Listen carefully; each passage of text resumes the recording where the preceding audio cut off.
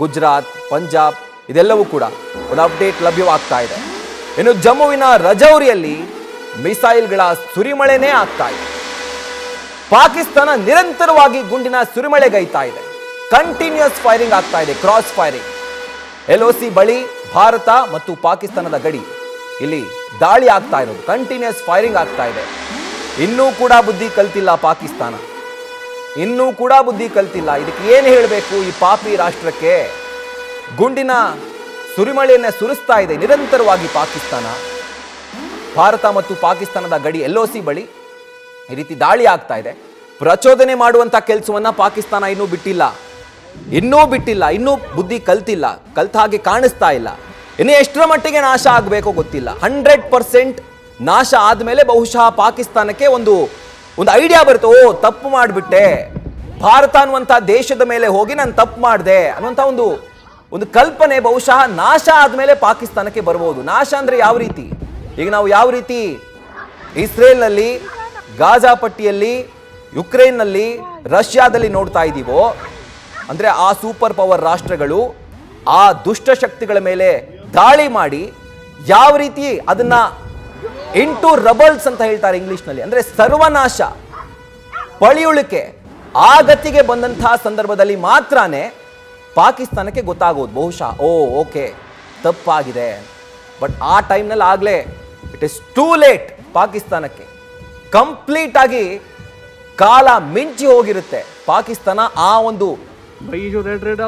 ರೀತಿಯಾದಂತಹ ಒಂದು ಸ್ಥಿತಿಗೆ ಬರೋ ಅಷ್ಟರಲ್ಲಿ, ಆ ಯೋಚನೆಗೆ ಬರೋ ಅಷ್ಟರಲ್ಲಿ, ತಪ್ಪು ಮಾಡಿದೆ ಅನ್ನುವಂಥ ಒಂದು ಆಲೋಚನೆಗೆ ಬರೋ ಅಷ್ಟರಲ್ಲೇ ಪಾಕಿಸ್ತಾನದ ಕತೆ ಕಂಪ್ಲೀಟ್ ಆಗಿ ಉಡೀಸಾಗ್ಬಿಟ್ಟಿರುತ್ತೆ. ರಜೌರಿಯಲ್ಲಿ, ಜಮ್ಮು ಕಾಶ್ಮೀರದ ರಜೌರಿಯಲ್ಲಿ ಈಗಲೂ ಕೂಡ ಕಂಟಿನ್ಯೂಸ್ ಆಗಿ ಕ್ರಾಸ್ ಫೈರ್ ಆಗ್ತಾ ಇದೆ ಬಾರ್ಡರ್ನಲ್ಲಿ. ಹಾಗೂ ನಮ್ಮ ಸೈನಿಕರು ಕೂಡ ತಕ್ಕ ಪ್ರತ್ಯುತ್ತರವನ್ನ ಕೊಡ್ತಾ ಇದ್ದಾರೆ. ಸೊ ಹೆಂಗಿದೆ ನಮ್ಮ ಸೈನಿಕರ ಮೈಂಡ್ ಸೆಟ್ ಅಂತಂದ್ರೆ, ಬೇರೆ ದೇಶಗಳ ಸೈನಿಕರಿಗೆ ಅವರ ಕೆಲಸ ಅಂದ್ರೆ ಸೋಲ್ಜರ್ ಆಗಿರುವಂಥದ್ದು, ಸೈನಿಕರಾಗಿರೋದು ಜಸ್ಟ್ ಒಂದು ಕೆಲಸ ಅಷ್ಟೇ. ನಮ್ಮ ದೇಶದ ಸೈನಿಕರಿಗೆ ಆ ರೀತಿ ಅಲ್ಲ, ಕೆಲಸ ಹೌದು, ಆದರೆ ಕೆಲಸಕ್ಕಿಂತ ಹೆಚ್ಚಾಗಿ ಅವರಿಗೆ ದೇಶ ಪ್ರೇಮ ಇದೆಯಲ್ಲ. ಯಾವ ದೇಶದ ಸೈನಿಕರಿಗೂ ಕೂಡ ಅಷ್ಟು ದೇಶ ಪ್ರೇಮ ಇರೋಕ್ಕೆ ಸಾಧ್ಯನೇ ಇಲ್ಲ. ಎಷ್ಟೋ ಜನ ನಮ್ಮ ಆರ್ಮಿಗೆ ಸೆಲೆಕ್ಟ್ ಆಗಿಲ್ಲ ಅಂತಾರೆ, ಎಷ್ಟೋ ಜನ ಡಿಪ್ರೆಷನ್ಗೆ ಹೋಗ್ತಾರೆ, ಅಳ್ತಾರೆ. ಪ್ರತಿ ವರ್ಷ ಟ್ರೈ ಮಾಡಿ ಪಾಸ್ ಆಗಿಲ್ಲ ಅಂತಂದ್ರೆ ನನ್ನ ಕತೆ ಮುಗಿದೋಯ್ತು ಅಂತ ಹೇಳಿ ಆ ಮಟ್ಟಿಗೆ ಅವರು ಯೋಚನೆ ಬೀಳ್ತಾರೆ. ಸೊ ಅಷ್ಟರ ಮಟ್ಟಿಗೆ ದೇಶ ಪ್ರೇಮ ಇದೆ ನಮ್ಮ ಸೈನಿಕರಿಗೆ. ನಾನು ದೇಶ ಸೇವೆ ಮಾಡಬೇಕು. ನೀವು ಕೂಡ ನೋಡಿರ್ತೀರಿ, ಒಂದು ಮನೆಯಲ್ಲಿ ಒಬ್ಬ ಸೈನಿಕ ಹುತಾತ್ಮ ಆದ ಅಂತಾದ್ರೆ ಆ ಮನೆಯಲ್ಲಿ ಆತನ ಹೆಂಡತಿನೋ ತಾಯಿನೋ ಒಂದು ಮಾತು ಹೇಳ್ತಾರೆ, ನನ್ನ ಮಗ ಇದ್ದಾನೆ, ಅವನು ಕೂಡ ಸೇನೆಗೆ ಸೇರ್ತಾನೆ, ನಾನು ಸೇರಿಸ್ತೀನಿ, ಆ ರೀತಿ ಅವನ್ನ ತಯಾರು ಮಾಡ್ತೀನಿ ಅಂತ ಹೇಳಿ. ಅದು ನಮ್ಮ ಭಾರತೀಯ ಸೇನೆಗಿರುವಂತಹ ತಾಕತ್ತು, ಅದು ನಮ್ಮ ಭಾರತೀಯ ಸೇನೆಗಿರುವಂತಹ ದೇಶ ಪ್ರೇಮ, ಒಂದು ಪೇಟ್ರಿಯಾಟಿಸಮ್ ಆಟ್ ಇಟ್ಸ್ ಪೀಕ್ ಅಂತ ಹೇಳ್ತಾರಲ್ಲ, ಅದೇ ತರ ಭಾರತೀಯ ಸೈನಿಕರಿಗಿರುವಂತಹ ದೇಶ ಪ್ರೇಮಕ್ಕೆ ಯಾವುದೇ ಸರಿಸಾಟಿ ಇಲ್ಲ. ಅಂಡ್ ಆ ಪರಾಕ್ರಮವನ್ನ ನೀವು ನೋಡ್ತಾ ಇದ್ದೀರಿ. ಇದು ಜಸ್ಟ್ ಮಿಸೈಲ್ಗಳು ಫೈರ್ ಆಗ್ತಿರೋದಲ್ಲ, ಸುರಿಮಳೆ. ಸೊ ಅಲ್ಲಿರುವಂತಹ ಒಂದು China made air defence system ಎಷ್ಟು ಮಿಸೈಲ್ಗಳನ್ನ ತಡೆಯೋಕ್ಕೆ ಸಾಧ್ಯ? ಯಾವುದೋ ಒಂದು ರಿಪೋರ್ಟ್ ಕೂಡ ನೋಡ್ತಾ ಇದೆ, ಪಾಕಿಸ್ತಾನ ಚೈನಾದಿಂದ ಏನು ಖರೀದಿ ಮಾಡಿತ್ತಲ್ಲ ಏರ್ ಡಿಫೆನ್ಸ್ ಸಿಸ್ಟಮ್ ಅನ್ನ, ಇದುವರೆಗೂ ಟೆಸ್ಟೇ ಮಾಡಿಲ್ವಂತೆ. ಅದೇ ಪಾಪ ಅವರಿಗೆ ಅಷ್ಟೊಂದು ನಂಬಿಕೆನೋ ಅಥವಾ ಟೆಸ್ಟ್ ಮಾಡುವಂತ ಪರಿಸ್ಥಿತಿ ಬಂದಿಲ್ವೋ ಗೊತ್ತಿಲ್ಲ.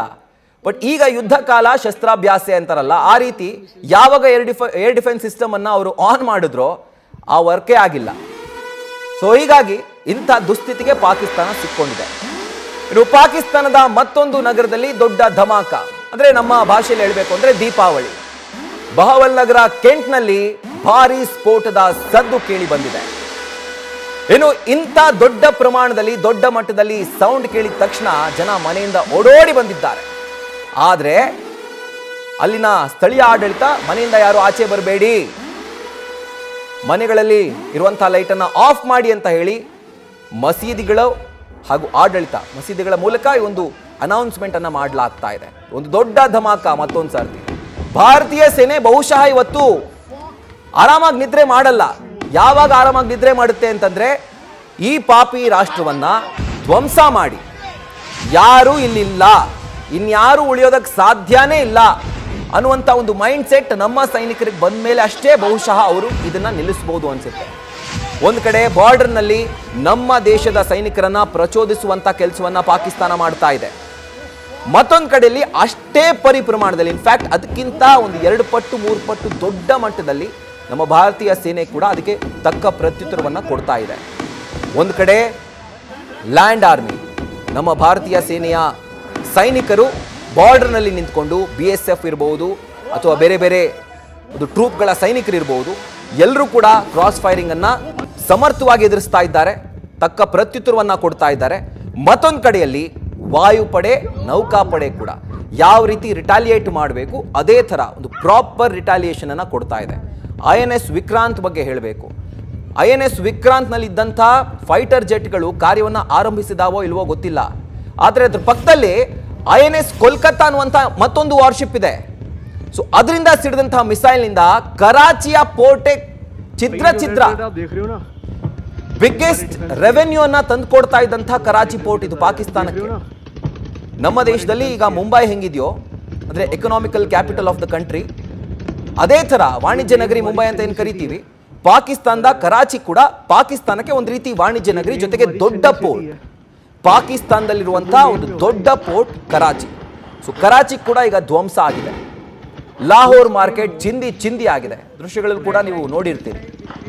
ಇಸ್ಲಾಮಾಬಾದ್ ಪಾಕಿಸ್ತಾನದ ರಾಜಧಾನಿ, ಪಾಕಿಸ್ತಾನದ ರಾಜಧಾನಿ ಪಕ್ಕದಲ್ಲೇ ಒಂದು ಮಿಸೈಲ್ ಬಿದ್ದಿದ ತಕ್ಷಣ ರಾಜಧಾನಿ ಇದ್ದಂಥ ಪಾಕಿಸ್ತಾನದ ಪ್ರಧಾನಮಂತ್ರಿ ಶಹಬಾಜ್ ಶರೀಫ್ ಜೂಟ್ ಅಣ್ಣ ಎಸ್ಕೇಪ್, ನಾನು ಉಳಿದ್ರೆ ಸಾಕು, ದೇಶ ಆಮೇಲೆ ನೋಡ್ಕೊಳ್ಳೋಣ, ನನ್ನ ಜೀವ ಉಳಿಸ್ಕೊಂಡ್ರೆ ಸಾಕು, ಅಲ್ಲಿಂದಾನೆ ಅಣ್ಣ ಎದ್ನೋ ಬಿದ್ನೋ ಅಂತ ಸೇಫ್ ಆಗಿ ಹೋಗಿ ಇದು ಬಂಕರಲ್ಲಿ ಈಗ ಸದ್ಯಕ್ಕೆ ಆರಾಮಾಗಿ ಬಹುಶಃ ಅವರ ಫೇವರೆಟ್ ಟೀ ಕುಡಿತಾ ಇರಬಹುದು. ಇನ್ನು ಭಾರತದ ಮಿಲಿಟರಿ ಬೇಸ್ ಕ್ಯಾಂಪ್ಗಳೇ ಪಾಕಿಸ್ತಾನದ ಟಾರ್ಗೆಟ್ ಆಗಿದೆ. ರಜೌರಿಯಾ ಸೇನಾ ಕ್ಯಾಂಪ್ಗಳನ್ನೇ ಗುರಿಯಾಗಿಸಿಕೊಂಡು ಪಾಕಿಸ್ತಾನ ನಿರಂತರವಾಗಿ ದಾಳಿ ಮಾಡ್ತಾ ಇದೆ. ವಿಫಲ ಯತ್ನ, ನಿರಂತರ 27 ಬಾರಿ ದಾಳಿಯನ್ನ ಪಾಕಿಸ್ತಾನ ಮಾಡಿದೆ. 27 ಬಾರಿ ಭಾರತ ಹಾಗೂ ಪಾಕಿಸ್ತಾನದ LOC ಬಳಿಯಲ್ಲಿ ಭಾರಿ ದಾಳಿಯನ್ನ ಮಾಡಿದೆ. 27 ಬಾರಿ ಭಾರತದ ಬೇಸ್ ಕ್ಯಾಂಪ್ ಮೇಲೆ ಟಾರ್ಗೆಟ್ ಮಾಡಿ ಪಾಕಿಸ್ತಾನ ಒಂದು ಮಿಸೈಲ್ಗಳ ಸುರಿಮಳೆಗೈತಾ ಇದೆ. 27 ಬಾರಿ ರಜೌರಿಯಾ ಸೇನಾ ಕ್ಯಾಂಪ್ಗಳೇ ಈಗ ಪಾಕಿಸ್ತಾನಕ್ಕೆ ಟಾರ್ಗೆಟ್. ಡೀಟೇಲ್ಸ್ ಅನ್ನ ಕೊಡ್ತಾರೆ ನಮ್ಮ ಪ್ರತಿನಿಧಿ ವಿದ್ಯಶ್ರೀ. 27 ಬಾರಿ ನಿರಂತರವಾಗಿ ಕಂಟಿನ್ಯೂಸ್ ಎಫರ್ಟ್ ಅನ್ನ ಹಾಕಿದೆ ಪಾಪ, ಆದರೆ ಎಲ್ಲವೂ ಕೂಡ ಫೇಲ್ಡ್ ಎಫರ್ಟ್. ಒಂದು ಚಿಕ್ಕ ಹಾನಿ ಕೂಡ ನಮ್ಮ ಭಾರತೀಯ ಸೇನೆಗಾಗ್ಲಿ ಸೇನಾ ಕ್ಯಾಂಪ್ಗಳಿಗಾಗ್ಲಿ ಆಗಿಲ್ಲ. ಡೀಟೇಲ್ಸ್ ಕೂಡ ಹಾಗಿದ್ರೆ ರಾಹುಲ್, ಜಮ್ಮು ಕಾಶ್ಮೀರದಲ್ಲಿ ಮತ್ತೆ ಸೈರನ್ ಮೊಳಗಿದೆ, ಜಮ್ಮು ಕಾಶ್ಮೀರದಲ್ಲಿ ಮತ್ತೆ ಬ್ಲಾಕ್ ಔಟ್ ಮಾಡಲಾಗಿದೆ ಅನ್ನುವಂಥ ಮಾಹಿತಿ ಲಭ್ಯವಾಗ್ತಾ ಇದೆ. ಜಮ್ಮು ಕಾಶ್ಮೀರದ ರಜೌರಿ ಭಾಗದಲ್ಲಿ 27 ಬಾರಿ ಪಾಕಿಸ್ತಾನದಿಂದ ದಾಳಿಯಾಗಿದೆ. ಶೆಲ್ ದಾಳಿ, ಡ್ರೋನ್ ದಾಳಿಯನ್ನ ಮಾಡುವಂತಹ ಕೆಲಸವನ್ನ ಪಾಕಿಸ್ತಾನ ಮಾಡಿದೆ. ಪಾಕಿಸ್ತಾನ ಆರಂಭ ಮಾಡಿದಂತಹ ದಾಳಿ ಇವತ್ತು ಸಂಜೆಯ ಸಂದರ್ಭದಲ್ಲಿ, ರಾತ್ರಿ 8 ಗಂಟೆಯ ಸಂದರ್ಭದಲ್ಲಿ ಅದಕ್ಕೆ ಭಾರತ ಅದನ್ನ ತಡೆಯುವಂತಹ ಪ್ರಯತ್ನವನ್ನ ಮಾಡ್ತು. ಜೊತೆಗೆ ಪಾಕಿಸ್ತಾನದ ನೆಲೆಯ ಮೇಲೆ ಹೊಡೆದು ಹಾಕುವಂತಹ ಮಿಸೈಲ್ಗಳ ಮೂಲಕ ದಾಳಿಯನ್ನ ಮಾಡ್ತು. ಈಗ ಮತ್ತೆ ಜಮ್ಮು ಕಾಶ್ಮೀರ ಭಾಗದಲ್ಲಿ ಸೈರನ್ ಮೊಳಗ್ತಾ ಇದೆ.